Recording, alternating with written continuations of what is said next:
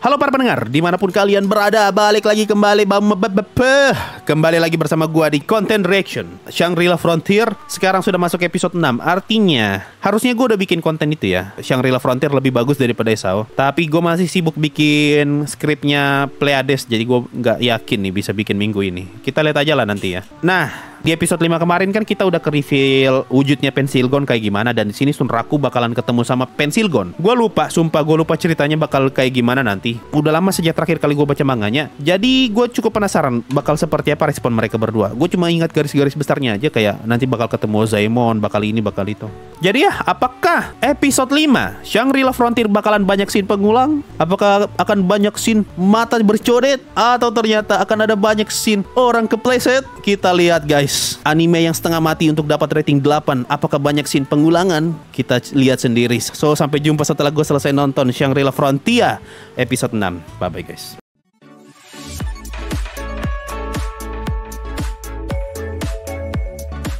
Kalau mau dibilang ya, cuma Shangri-La satu-satunya anime di musim ini yang gue tonton dengan speed 1,5. Karena gue nggak mau kecepetan nontonnya gitu, speed 2. Saking gue menikmati nonton ini anime. Enak ternyata dengar openingnya Shangri-La Frontier speed 1,5.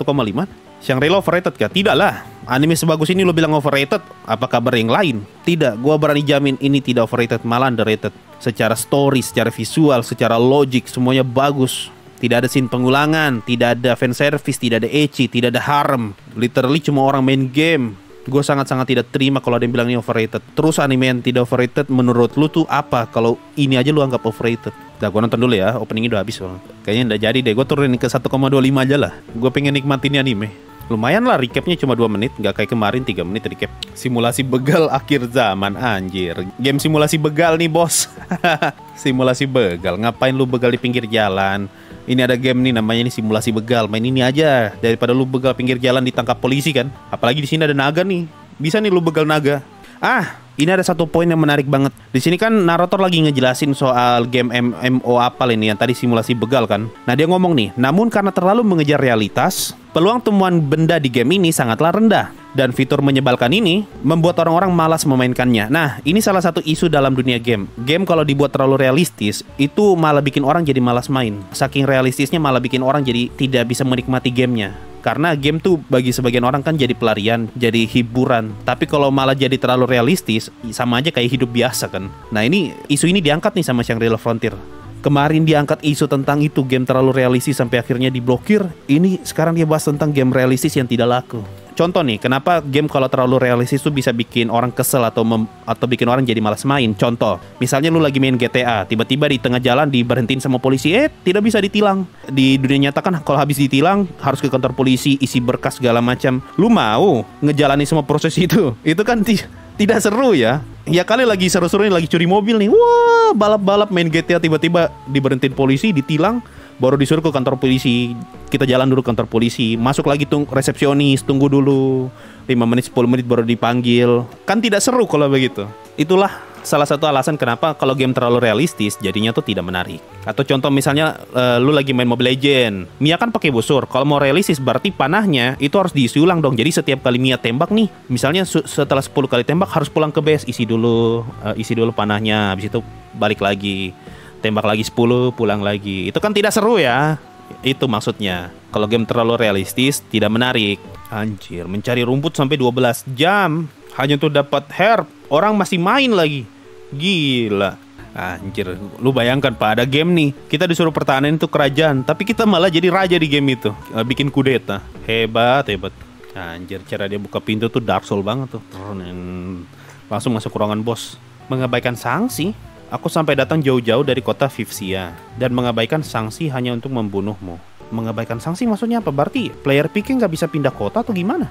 Ale, hebat juga pas. Sunraku bisa imbang lawan player level 99. Kenapa di Pensilgon tuh levelnya kelihatan, tapi di orang ini nggak kelihatan ya? Kayaknya berarti itu level nggak dilihat sama orang lain. Itu cuma kita aja yang lihat. Tapi logo Pike sama namanya tuh bisa dilihat sama player lain. Nah, ini 4 orang ini setara dengan Yotsuba tuh di Shadow Garden. 3 badut. 4 deh. Sama ya. Ini juga 4 ya. 4 badut. Gue yakin banyak ngomong baru setelah itu kelar. Anjir, mau masuk kota saya tuh setengah mati kayak gini loh. Nggak guna. Sekali Dia level 99 juga? Ale level 99 sekali hit tepar pak. Oh, shaman tuh maksudnya shaman. Dari tadi gue mikir shaman apa pakai ye. Maksudnya shaman gitu, dukun, shaman. Nah, ketemu juga nih Sunraku sama si siapa namanya Hitozomi. Siapa lah nama itu ceweknya tuh. One hit terbelah leh. Jadi Kiko langsung. Ini orang masih juga mau panah leh. Lari kayak Haaland sih. Haaland. Sampai nih berarti. Tadi kan Pensilgon singgung soal itu, rencana itu bisa diwujudkan. Nah, rencananya yang dimaksud tuh itu merefer ke Wazaemon. Sampai harusnya karena udah ditis kan. Habis. Seperti biasa masih ada PT Kreasi Studio Ubud. Kami terbelenggu batasan rasa, dan kami cuma bisa membedakan rasa manis atau pedas. Kata orang, kami harus makan banyak untuk menghilangkan batasan rasa itu. Hebat juga ya, padahal tuh game tidak punya akses ke mulut loh. Tapi bisa mensimulasikan rasa. Gue jadi ingat manhwa kayaknya ya. Iya kayaknya manhwa deh. Karena dia nggak bisa makan banyak di dunia nyata, jadinya dia makan banyak tuh di dalam game. Antara dia nggak mau gemuk atau dia mau kurus lah. Nah untuk menghilangkan rasa laparnya, jadinya dia makannya tuh di game. Kayaknya I level up only by eating kalau nggak salah judulnya tuh. Iya yang gitulah. Dia terlalu gemuk di dunia nyata kan. Dan dia tuh bawaannya pengen makan terus. Nah untuk ngehilangin perasaan pengen makan itu, dia makannya di game bukan di dunia nyata. Ya itu tadi Shangri-La Frontier episode 6. Satu hal dari episode ini buat gue sih pacingnya, wah anjir, episode ini pelan banget pak, pacingnya kerasa banget, sangat-sangat pelan di sini. Dan ini tuh kayak masih sekedar setup doang nih, belum ada klimaks-klimaksnya. Jadi satu episode tuh setup semua. Episode ini sih buat gue pacingnya lambat ya, karena literally kayak cuma pengenalan cerita doang itu. Sekitar 6 menit pengenalan backstory-nya Pensilgon. Baru lanjut sampai menit 12 itu, sampai menit 13 malah saling balas-balasannya Pensilgon. Baru Sunraku lari 1 menit. Setelah itu ketemu Kroco lagi berapa menit. Baru tidak lama kemudian muncul tuh si Saiger Zero. Nah, berapa menit lagi tuh backstory-nya tuh? 4 menit ke 5 menit. Jadi buat gue lumayan lambat pacing di sini. Tapi setidaknya oke lah untuk pengenalan cerita ya. Terlalu chaos untuk episode ini. Chaos sih buat gue yang udah nonton Deadmon Dead Play ya, buat gue sih ini masih biasa aja ya, belum terlalu chaos. Kalau mau chaos betul tuh kayak Deadmon Dead Play itu betul-betul chaos tuh. Kalau ini mah masih oke lah, pemainnya masih siapa saja sih. Pemainnya kan cuma Pensilgon dengan guildnya, Animalia sama guildnya, sama Saiger Zero dengan Sunraku, baru 4 pemain. Nggak terlalu chaos ini mah. Kecuali kalau tiba-tiba di sini muncul lagi World Enemy, itu baru tuh langsung tambah chaos. Kalau gini mah masih oke.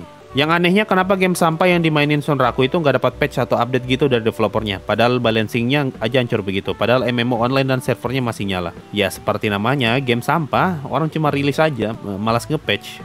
Di beberapa game yang bisa PK cuma kasih debuff ke PK dan tidak bisa masuk ke area tertentu. Iya, kemungkinan ini juga berlaku ke Pensilgon. Pensilgon nggak bisa karena debuff dari PK ya, jadinya dia nggak bisa masuk kota. Makanya Sunraku ketahan tuh di gerbang kota. Dan ini lumayan lama banget pak, satu episode. Bahkan satu episode pun Sunraku nggak masuk kota tuh dari episode kemarin. Kalau mau dibilang secara latar ini cukup monoton sih episode ini. Sama musik ya, musik di awal-awal tuh menarik, tapi masuk ke pertengahan tuh musiknya sama terus tuh. Musik yang bikin tegang, itu terus yang dipakai musiknya. Padahal salah satu yang paling menyenangkan dari Shangri-La Frontier tuh dengar musiknya yang variatif. Di sini agak monoton ya musiknya ya buat gua. Ayo seperti biasa mari kita cek ratingnya. Sudah berapa ratingnya? Ratingnya 8,0,2. Kayaknya naik ya. Naik atau enggak sih ini 8,02? Naik deh kayaknya. Episode kemarin berapa ratingnya? Terakhir tuh 8,01. Sekarang naik jadi 8,02. Wah mantap. Naik 0,01. Satu minggu naik 0,01. Tanda-tanda cuma 8,1 bisanya nih. Kira-kira ceritanya bisa nyalip komik ya? Tidak, jauh banget. Komiknya tuh jauh banget. Komik tuh minimal kayaknya season 3 deh. Jauh banget.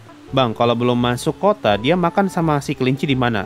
Oh, yang tadi itu mah side story doang, nggak usah diseriusin. Di setiap ending cerita Shangri-La Frontier itu cuma sekedar cerita tambahan, nggak usah pusingkan itu timelinenya kapan dan segala macam. Kalau bunuh Pike dapat status Pike tuh nggak bang? Harusnya sih enggak ya. Kalau kita bunuh Pike, ya kali masa kita bunuh Pike malah jadi Pike. Harusnya malah dapat reward kalau kita ngebunuh Pike. Nggak mungkin kita malah jadi Pike gara-gara bunuh Pike, aneh tuh. Jadi episode paling membosankan ya minggu ini. Iya, salah satu episode yang membosankan. Apalagi nonton speed 1 ya, karena pacingnya yang pelan. Kalau nonton speed 2 mungkin enak tadi tuh. Episode ini masih tetap bagus buat gua, tapi membosankan. Kalau yang anime satunya kan buat gua episodenya jelek ya, karena terlalu banyak yang diulang. Itu tadi Emol ke reveal sama Mbak Furi gimana terusan? NPC bisa nyamar jadi player tanpa player ketahui itu NPC. Apa ada nick di atas kepala ada tulisan NPC atau nama Emol? Betul juga ya. Kalau player itu namanya bisa kelihatan di atas kepala, harusnya orang bisa membedakan mana NPC mana tidak. Emul kan waktu jadi manusia harusnya nggak ada itu kan, nggak ada name tag di atas kepalanya. Berarti harusnya dia tuh udah nyadar kalau itu NPC dari awal. Tapi kenapa malah nggak nyadar ya? Apa mungkin gara-gara terlalu chaos situasinya sampai nggak kepikiran tentang begituan?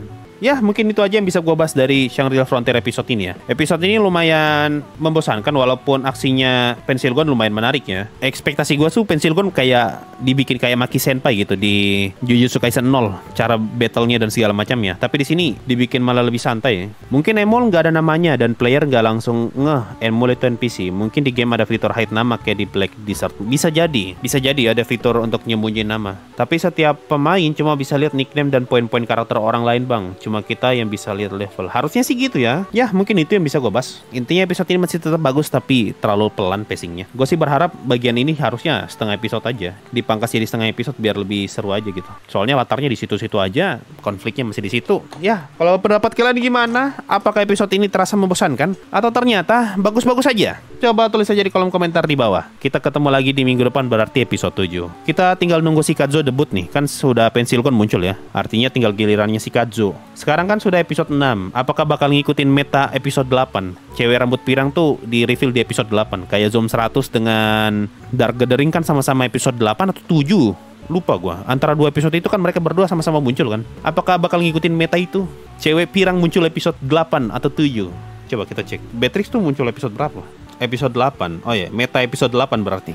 Dari awal mah gue merasa SLF pacingnya pelan. Pelan tapi episode ini lebih pelan lagi gue rasa. Dari awal emang udah pelan, cuma episode ini yang betul-betul kerasa lebih pelan. Karena latarnya di situ aja. Apalagi tujuannya Sunraku kan cuma pengen masuk gerbang nih. Nah pengen masuk gerbang yang sedekat itu aja itu satu episode. Itu ngebuat episodenya jadi kerasa terlalu pelan. Tidak kayak episode-episode sebelumnya kan setengah episode tuh di rawa, setengah episode di kota, setengah episode di kota Kelinci, setengah episode lawan Likagon. Ya itu aja, thank you semua yang nonton sampai titik ini. Sampai jumpa di konten reaction minggu depan. Dan bye-bye guys.